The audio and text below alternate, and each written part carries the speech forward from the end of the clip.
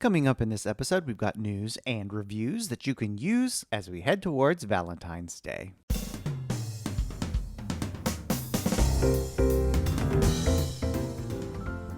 Welcome to episode 287 of the Big Gay Fiction Podcast, the show for avid readers and passionate fans of gay romance fiction. I'm Jeff Adams, and with me as always is my co-host and husband and Valentine, Will Knaus. Aw, you're my Valentine too. Aw. As always, the podcast is brought to you in part by our remarkable community on Patreon. A big thank you to Sarah for recently joining us. If you'd like more information about the bonus content we offer our patrons, simply go to patreon.com/biggayfictionpodcast. Welcome back, Rainbow Romance readers. We are so glad you could join us for another episode of the show. And we'll kick off this episode with some news. I am super excited to be hosting an event to celebrate the release of Philip William Stover's The Beautiful Things Shop. You might recall last fall, I got to host an event with Philip alongside Ilya Winters to talk about the books that they had put out through Karina Adores. And I'm thrilled to talk with Philip about this brand new book. The event is for Doylestown Books, which just happens to be 10 miles away from New Hope in Pennsylvania, where this series is set. So it's going to be super exciting to talk to Philip about this book and the Seasons of New Hope series, really right there in the hometown of the series itself. This event takes place Thursday, February 18th at 7 p.m. Eastern, 4 p.m. Pacific. You can find more information, including how to register for the event, at doylestownbookshop.com/event. I really hope you come join us to talk about this book. There'll be some Q&A time in there too, and it should be a really fun evening. Definitely looking forward to that. Now, on January 31st, I started something called the 100-Day Project. Now, what is this you speak of, Will? You may be asking yourself. Well, I'll explain. It is an artistic challenge that people all over the world have undertaken for the last couple of years, where participants take 100 days to practice their art or create a project. I thought this sounded like a whole lot of fun, and the challenge aspect would get me producing content on a more regular basis than I have in the past couple of months. So from January 31st, and for the next 100 days, I'm going to be reading a short story or novella, and then writing a quick review and posting it online. And I'm calling my particular challenge 100 Stories, 100 Days. Like I said, I thought it would be a fun way to keep myself accountable. But at the beginning of the year, I realized that I love short stories. I love them a lot, but I don't read nearly enough of them. So this was how I decided to remedy that problem. And you all may have seen some of these quick reviews already. We've been posting them to the podcast Twitter feed and the Facebook feed. And if you want to follow along, you can keep up on those feeds, or you can see all of them at biggayfictionpodcast.com/100days. That's 100 days, where you can see the entire library as he creates it. I love that you're doing this. I think it is a super cool way to not only read more, but to talk about more of the gay romance that we love oh so much, and put more of it out there into the world. And on top of all of the great things that come with undertaking this particular project, already in the last few days, I've read some new-to-me authors that I've really, really enjoyed. So I'm really looking forward to finishing out this 100 days. And short fiction is such a great way to discover new authors, too. Exactly. Because, you can get in and get out and go, hey, that was really good, and I want to read more. I want to point out something else that you're doing, too, that you didn't mention. You're also, each morning, creating a new piece of artwork that involves hearts. I mean, it's perfect for Valentine's month for sure, to be creating all this wonderful heart artwork. That's really hard to say, heart artwork. Yeah, it is hard to say. I have so much enjoyed seeing each morning what you create with these hearts. I've already told him that I may take these cards that he's working on and make an art installation in my office when he's done, because I love them that much. If you want to see the hearts that he's doing, he posts them every morning on his Facebook profile, and we'll put a link to that in the show notes so you know how to find him. Super cute, and I'm so glad you're doing this. If you're interested in checking about what other people all over the world are doing for their 100-day project, all you have to do is search hashtag 100-day project on the social media platform of your choice. Since this challenge is usually undertaken by artists, most people are going to be showing off what they create on Instagram. The hashtag is also active on Twitter.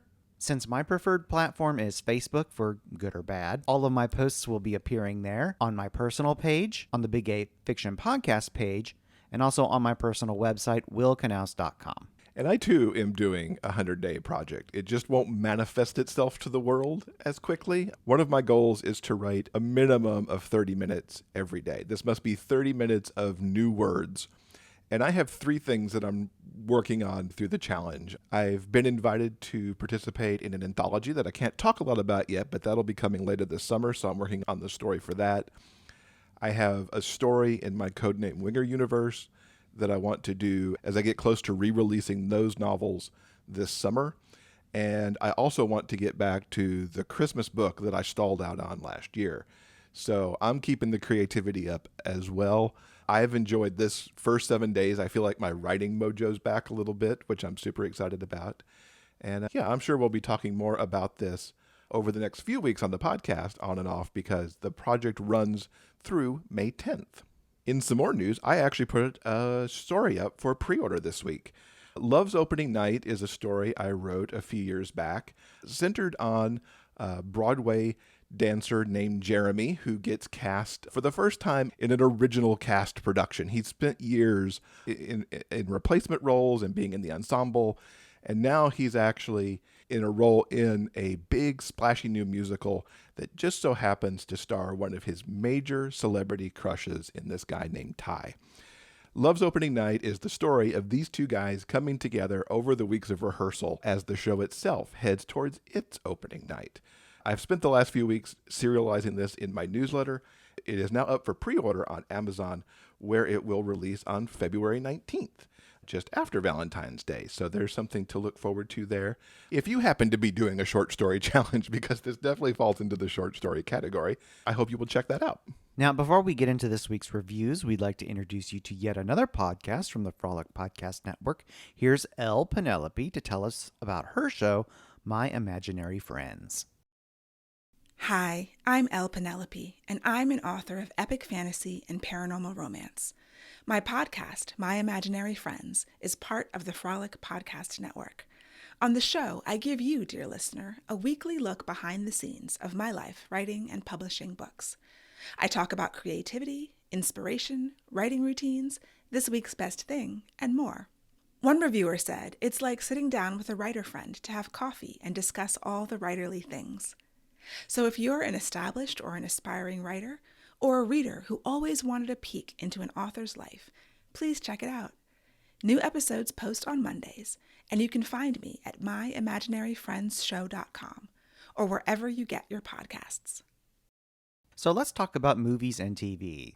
The first film I want to talk about is a new movie called Breaking Fast, an absolutely wonderful romantic movie about a nice guy Muslim doctor named Mo who goes to his friend's birthday party one evening, which also happens to coincide with the start of Ramadan, where people of the Muslim faith fast from sunrise to sunset. Now, it's at this party that he meets Cal, a pretty boy struggling actor, and they hit it off, and Cal walks Mo home, and they spend the night wandering around West Hollywood. And the next night, Cal even comes over to his place to cook for him. And in addition to being a really delightful and sweet romance, the movie also addresses what it's like to be gay and Muslim, taking a look at Mo's positive views of religion and how he manages to steamroll over his friends' feelings, especially when they themselves might have less than positive views of religion. I really like how they address these different perspectives, but not in like in a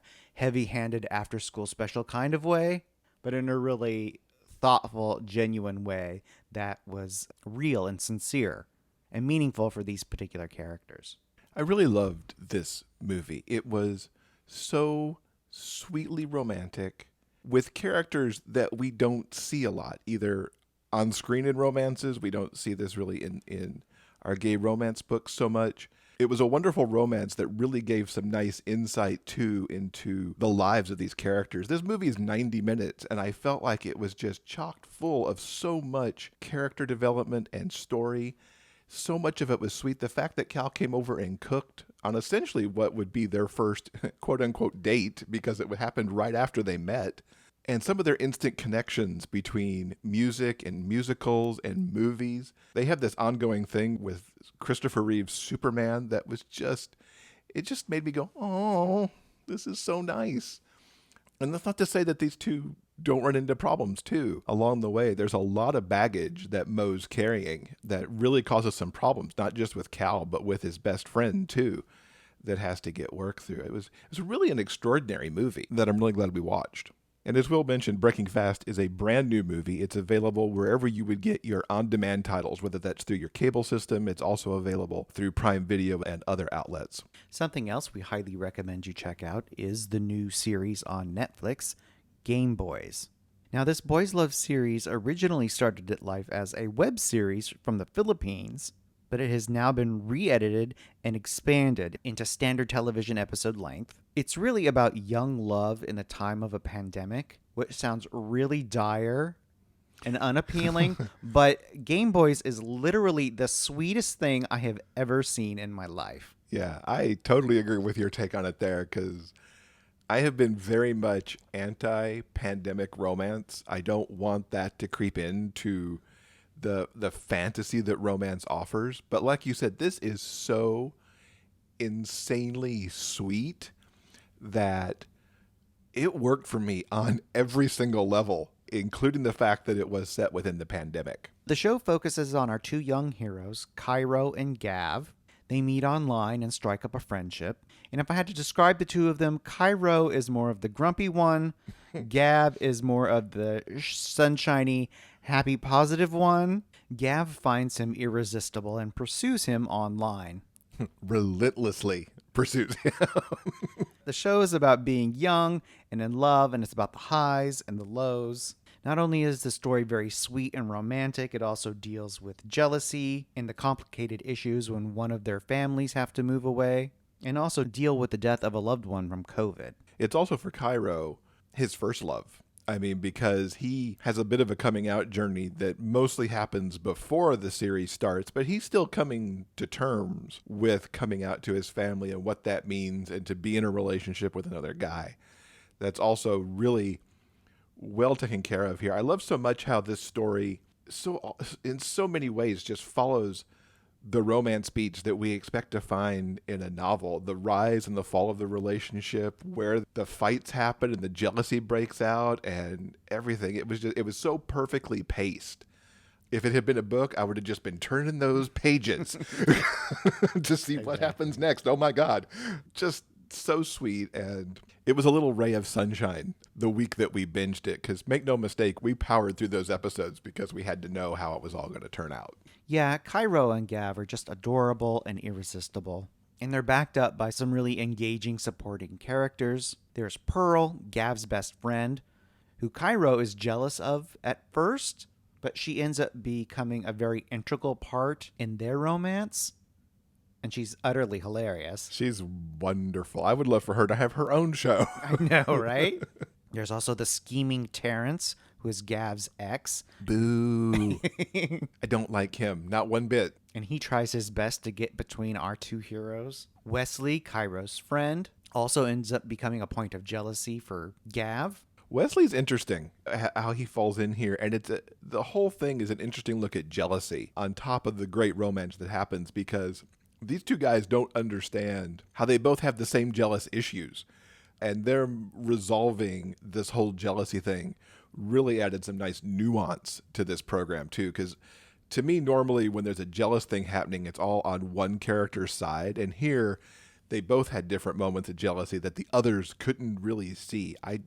I found this element really fascinating and interesting to watch. Yeah, it's 12 episodes of sweet and emotional and irresistible romance. The 13th episode actually acts as kind of a bonus because it focuses solely on Terrence and his redemption, since he's kind of the villain of the series.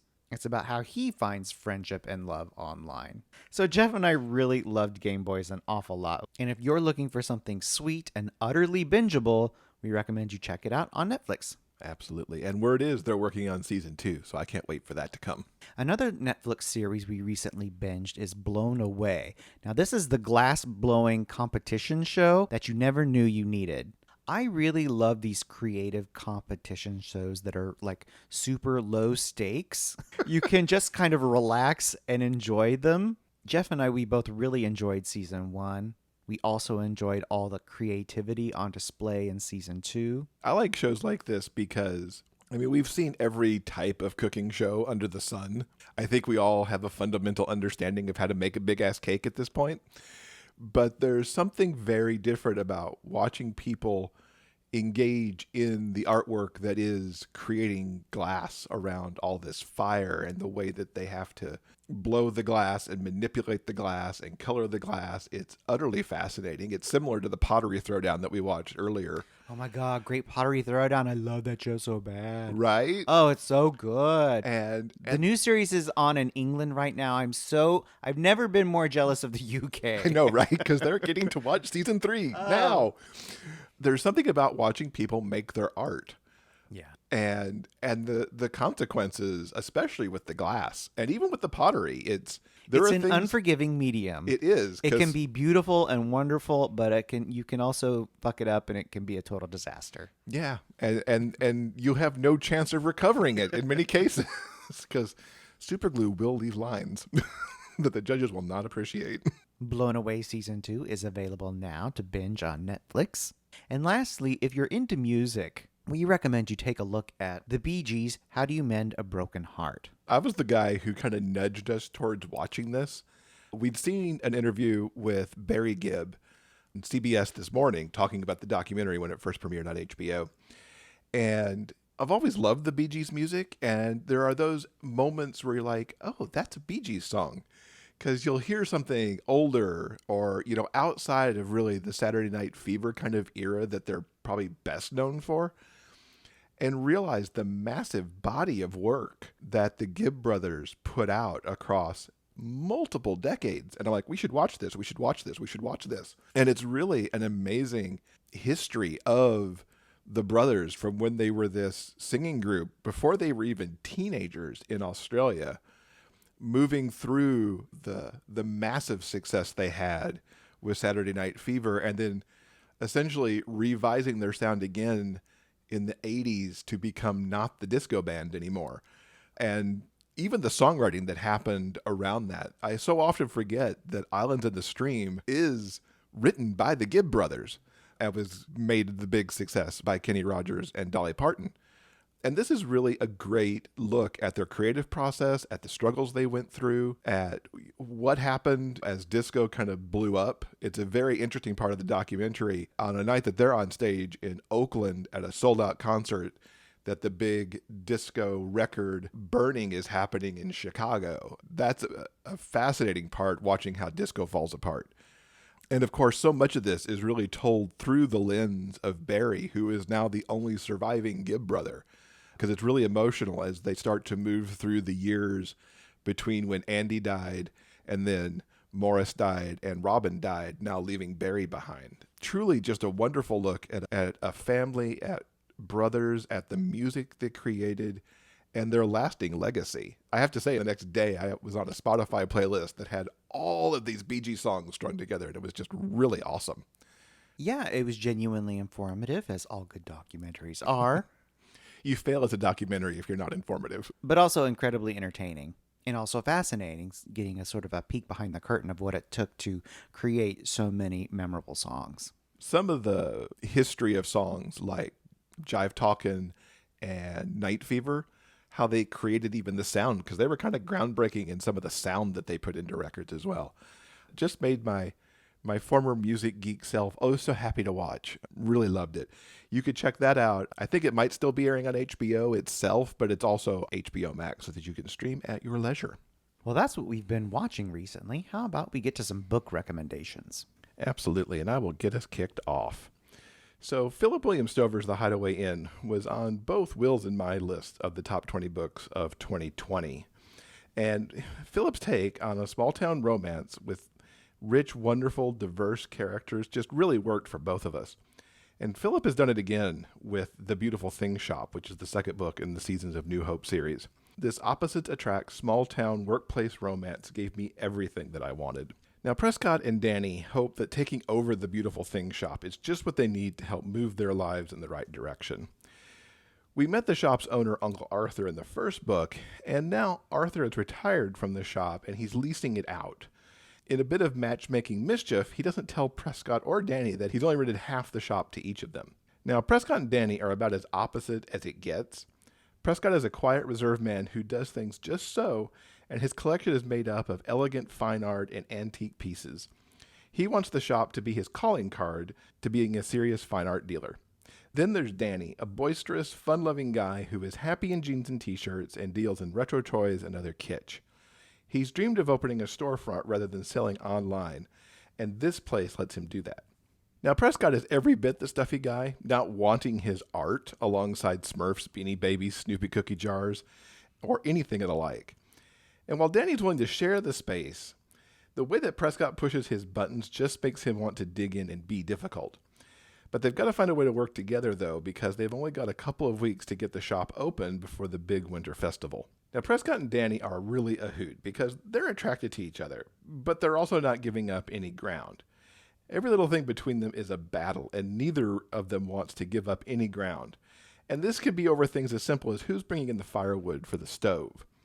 Each of them also makes some pretty egregious, albeit accidental mistakes that only add to the tension. These guys have things in their past, too. Each of them have been burned at one time or another by exes. Now, with Prescott, his ex is the snobbiest snob who ever snobbed. The ex wants to get back with Prescott, and even though Prescott doesn't want any of it, he still has to deal with this guy. And then there's Danny, who has had issues with guys in the past who only want to be around him because of his family, who are very rich and own like this food empire. Danny doesn't easily tell people exactly who he's related to because he wants to be taken seriously for himself, not what his family has. Now, this is all a fairly typical setup, but Philip infuses these characters and the story with the same charm that he did with the Hideaway Inn. The one step forward, two steps back that these two get into as they work to get the store put together is so delightful to watch. The moments where they find common ground and actually get along really made me cheer. And what I liked so much is that Danny and Prescott are both happy and acknowledge these moments privately to themselves when there are these little achievements in their dynamic, but they never really say it to each other. And on the flip side, when one of them messes up, it gets them frustrated with themselves because they just can't easily admit, hey, I'm sorry, I didn't really mean to do that, or let me make this up to you, or whatever it is, because they just really keep digging in for the longest time. Eventually, this pivots to more forward progress than not, but it's tenuous every single step of the way. Danny gets jealous when the ex shows up, trying to get back together with Prescott, and of course, eventually, there has to be a coming to terms with exactly who Danny's family really is. The two truly find their common ground when it's revealed that two of New Hope's most loved buildings are targeted for demolition to make way for a parking structure. Like everything else, Danny and Prescott like different buildings of this duo, but they really organize and fight alongside the rest of the town to save these structures. I can't say enough how much I like these two. Even when they're at odds with each other, they are so likable, lovable, and delightful characters. As with the first book, we found that the New Hope's town folk really love to play matchmaker, and boy, are they doing it behind the scenes here. They're really great at helping the two find their way together and are more than happy to point out when they're being stupid. Now, of course, as a fan of the Hideaway Inn, I really liked catching up with Vince and Tack to see how they've settled into their coupledom as well. Philip's done a pitch-perfect small-town romance once again. It's that comfortable feeling of a queer Hallmark movie, and I would be so happy to just keep reading these kinds of romances, where he tosses together two very different people and then gently brings them together for an extremely satisfying happily ever after. So I very highly recommend The Beautiful Things Shop, and as I mentioned at the top of the show, I'm really looking forward to talking to Philip about this book in just a couple of weeks in our live event. So, in addition to my challenge to read more short stories, listeners of this show will know that earlier this year I promised myself that I would read more historical fiction. And that's the first thing I want to talk about, Rendezvous in Paris by Mary Farmer. First off, can we talk about this cover? Oh boy, yes, let's do it. Because the dude on the cover is just screaming to have a rendezvous with somebody. Indeed. The guy on the cover is Damien McGovern. He is the hero of our story. And he's sort of like languorously draped across a Baroque chair, which is covered by a magenta silk throw. It's all incredibly luxurious. And Damien is serving up like 100% vintage bodice ripper realness here. It's really hot, and I will freely admit that this is what first drew me to the book, but I am happy to report that the story inside is just as compelling and sexy as the cover itself. It was a rocky road to romance for Dorothy and Marshall and the Duke from Paris, but they survived the scandal and blackmail to find their happily ever after. Now it's their brother's turn to find true love. In Rendezvous in Paris, which is the second of the Tales from the Grand Tour series, Lord Sebastian Stone and Damien McGovern are friends who've had their eyes on each other for quite some time, and they definitely enjoy engaging in some very flirty banter, but flirtations must be set aside because they have reason to suspect that Dorothy and Marshall's blackmailer may be at the masquerade ball being held that evening in the palace in which they're all staying. Damien dresses in an elaborate geisha costume that is so convincing that he and Sebastian are able to take a turn around the ballroom without the other guests being any the wiser. When their repartee turns a little suggestive, the two of them hastily exit the dance floor to find a dark corner, but instead they come face to face with Solange, Dorothy's former lady's maid and prime blackmailer suspect.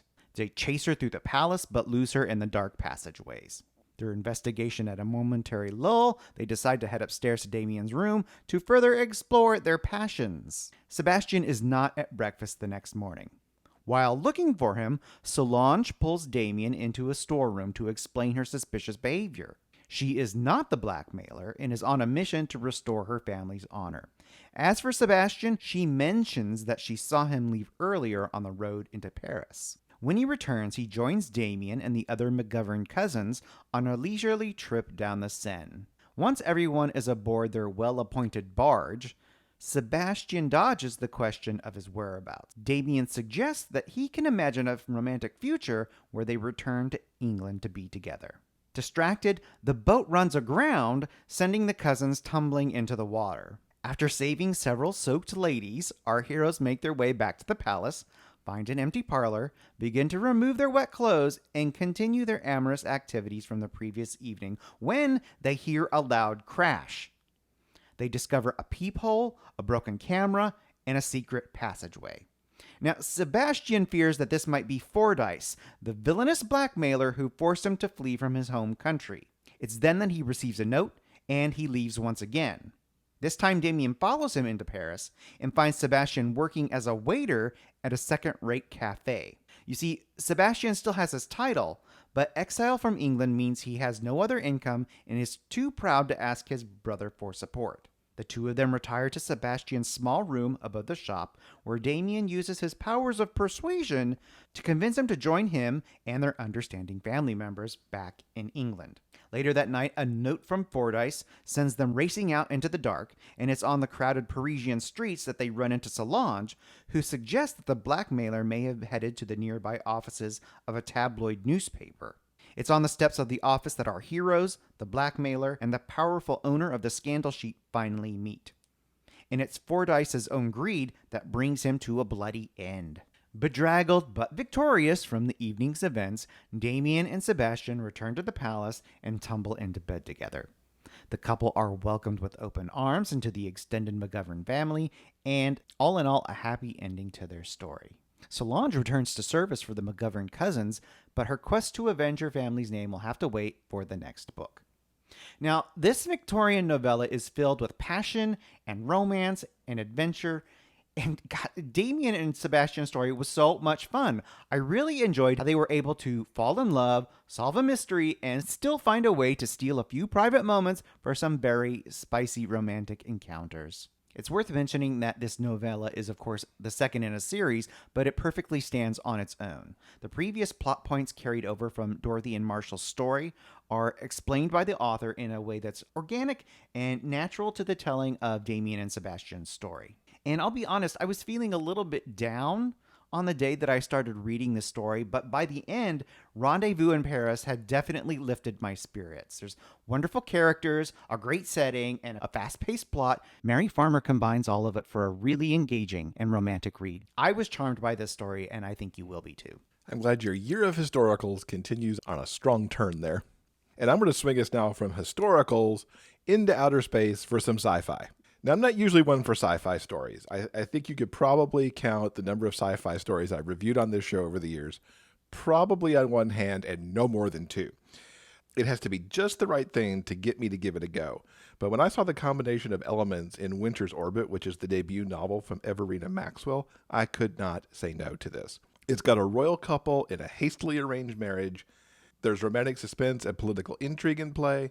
And yes, there's some really nicely done sci-fi elements. The further I got into this story, the harder it was for me to put it down. Right at the start, the story comes out of the gate with a bang. We find that Prince Kiem of Iskat, who is essentially the royal screw-up, must marry Count Jinan of Thea immediately. Jinan's former partner, Prince Tom, who happens to be Kiem's cousin, was killed in an accident about a month prior, and it's imperative that there's a wedding between representatives of Iskat and Thea to be able to sign the treaty that bounds the two planets together along with other planets in the Federation that they've got. This treaty is up for renewal every 20 years, so the timing of Tom's death is really problematic towards getting this renewal done. Kiem and Jinan could not be more different. Kiem's outgoing, energetic, doesn't always think things through, and just sort of kind of glides through life. And now he's been thrust into a much more public role than what he was doing before with just working with charities that he liked.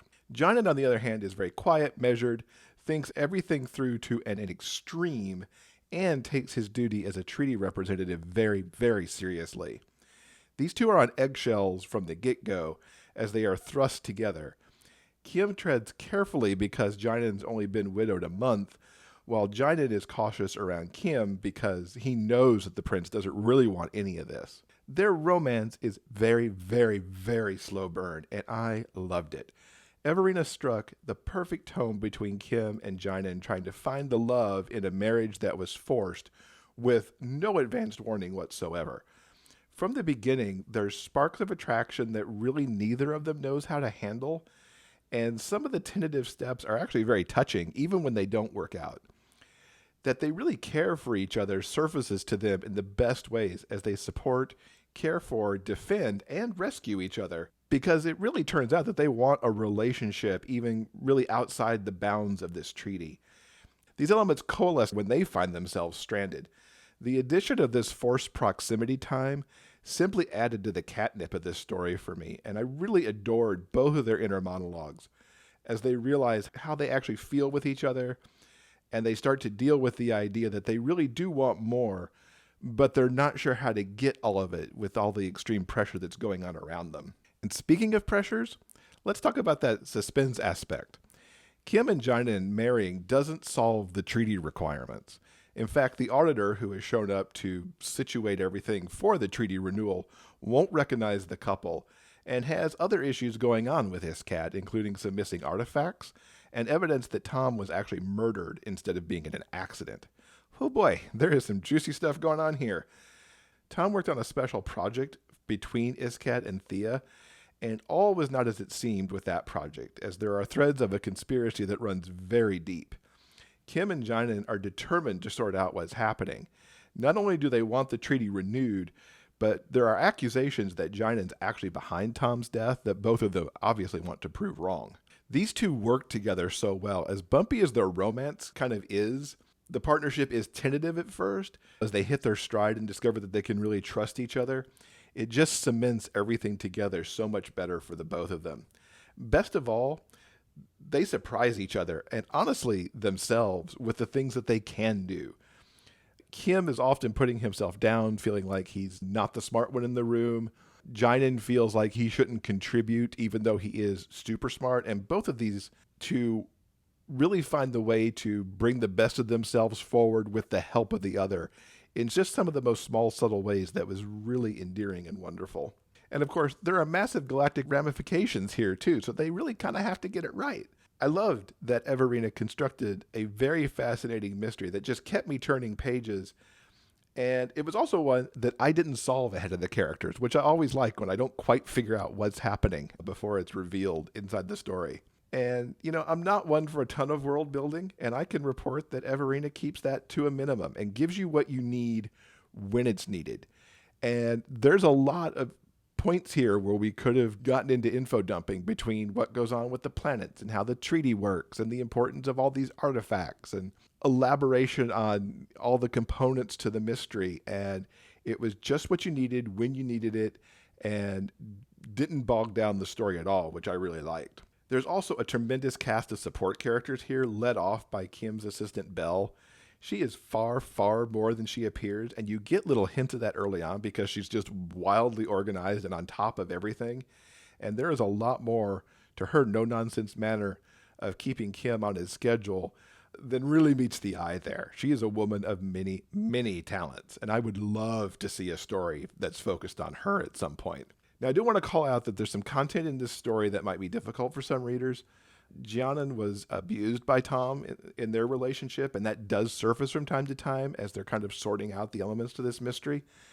Overall, I have to say that Winter's Orbit was an outstanding read, and I love the combination of tropes and all the terrific action and the suspense and the very slow bringing together of the prince and the count. I really look forward to seeing what else Everina Maxwell comes out with. So a couple of episodes ago, I spoke about how much I enjoyed Slade James's novella The Uncut Wood.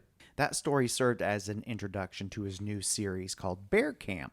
And I said then how much I was looking forward to the first book in this series. Well, it's now out and it is utterly amazing. I loved it so hard. I can't even words. I don't even know how to describe necessarily how amazing this book is. The first book in the brand new Bear Camp series is called Grumpy Bear, and it's the story of Luke and Sawyer. Now, Luke literally just has his guitar and the clothes on his back when he arrives at Bear Mountain. He's hoping to find a job or at least work a couple of days during the camp's opening weekend. Sawyer owns and operates the camp, and he is the grumpy bear of the title. And when he first meets Luke, he's not sure what to make of the sunshiny, happy-go-lucky guy. We talked about this dynamic earlier, and it works really well in this story, too. Something Sawyer has to contend with is the constant threat of the nearby creek overflowing. Because of the topography and the way that the camp is laid out, their pool is in constant danger of being muddied by the nearby creek if its waters overflow the bank. And the pool is a key element to the big kickoff weekend. If it's not open, how else are they going to entertain all the campers who've come to a clothing-optional gay campsite to have fun in the sun? A summer storm forces Luke and Sawyer to bunk together in Sawyer's tiny cabin. Oh, there's only one bed. Force proximity for the win. Oh, I love it so hard. Anyway, the opening weekend goes really well. All the while, Luke and Sawyer are growing closer and closer. One night around the campfire, Luke picks up his guitar and starts singing, which brings him to attention to one of the campers who happens to have connections in the music industry, specifically a producer who has created a new reality show for up-and-coming gay singer-songwriters. It's an opportunity that's too good to pass up, and at the close of the weekend, Luke heads to Atlanta. Luke quickly realizes that the great opportunity ain't all it's cracked up to be, and Sawyer eventually realizes that he's not interested in running the camp without Luke by his side. Poor Sawyer attempts to make a grand gesture, but it kind of falls flat. Aww. But never fear, both of our heroes realize that there is no place like home, and that place is Bear Camp. So, like I said, I literally loved absolutely everything about this book. Generally speaking, I have zero interest in camping or the great outdoors, but this story made me want to go visit this place and hang out with these wonderful, amazing, wacky people. I think Grumpy Bear is a wonderful installment in a brand new series, and I cannot wait to read the next one. Slade James, wherever you are, if you're listening, write faster. I'm so glad you liked that book, and I'm so happy for Slade getting this first book out and the response that it's gotten from many people. I want to read it. I need to take the time to read that one because it sounds just delightful. We'll swap. You read Bear Camp. I want to read The Beautiful Things Shop. All right, we'll have to trade, and we can let you all know what the other thinks of these books, maybe on a future episode. All right, one more book for me. Last year, Adam Silvera took his writing in a new direction with an urban fantasy young adult called Infinity Sun. I've always been a fan of Silvera's take on contemporary YA fiction, as he writes some really incredible LGBTQ+ characters who deal with a myriad of very real-world issues. Bringing that sensibility into urban fantasy made for one heck of a thrill ride. And I know I'm throwing something else at you crazy here because I don't often do urban fantasy either. So you can see that I have started off my year in some very different directions than normal. Now, this book is set in an alternate New York City, and we have twin brothers Emil and Brighton, who have grown up idolizing the Spellwalkers, who are a group of celestials who carry various powers. Brighton is obsessed with the Spellwalkers and has even created a web series about them. The Spellwalkers are a misunderstood community who are often painted to be the bad guys for all of society's problems. And on the cusp of the brothers' birthday, they are hoping, although Brighton more than Emil, to get powers.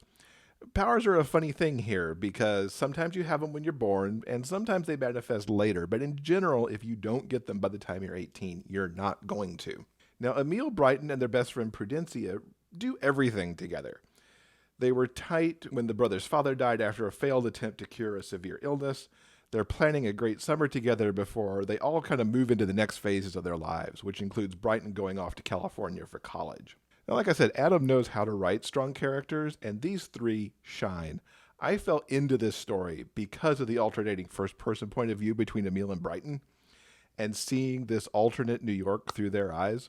And as a side note, the POV primarily is staying between the brothers in this story, although sometimes, at very appropriate moments, other characters take over the storytelling as well, which was really a nice element, I thought, so that occasionally we could see things through some other eyes other than our primary characters. Now, there's a tension that pops off the page, too, because you know something's going to go down here. I mean, it pretty much says it in the blurb, obviously, that something's going to happen.